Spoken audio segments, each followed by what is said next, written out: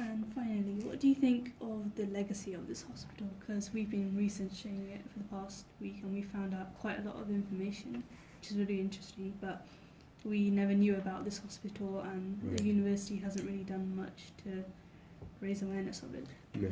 I think partly the reason for not being able to raise awareness of it is that there's so very little really substantial records.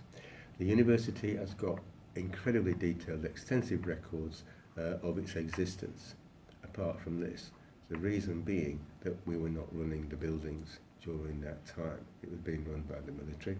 So the military bring in their own admin, and they keep their own records.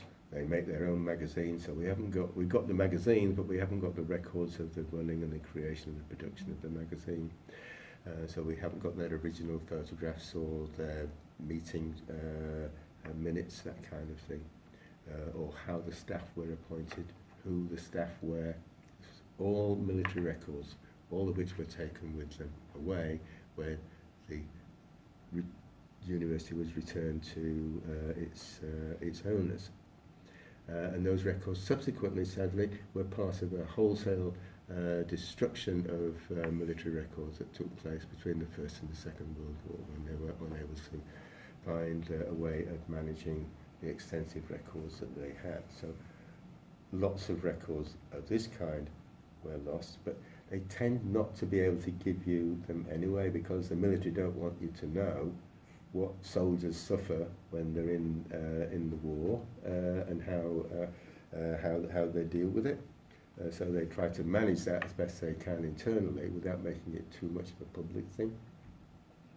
Clearly there are loopholes in this, and people who are either patients or involved in it sometimes publish their memoirs. So you get Craig Lockhart in Scotland, for instance, which was a military hospital where you've got famous people like Wilfred Owen and Siegfried Sassoon, and the people who treated them, publishing a lot of their accounts. But the actual case histories and the personal records of these patients and the doctor's files are really secured by the military for their own internal purposes. They're not really publicly accessible archives, and a lot of them, as I say, don't survive. So in a way, we can't, in a way, find a recovery of that history, and we have to use the resources that do survive in order to be able to build up that picture. We gradually learn a bit more as time goes by, and people do get more interested in it and look further. You do hope that eventually something will emerge and somebody will be able to find the private letters of a nurse, say, or a notebook of a doctor, or a diary of a patient. If we find something like that, it will give us a voice to put to a lot of these statistics that we've got. We do have the official account that was written by an administrator here at the hospital, and we have photographs of him, and we have his book, but we don't have much else.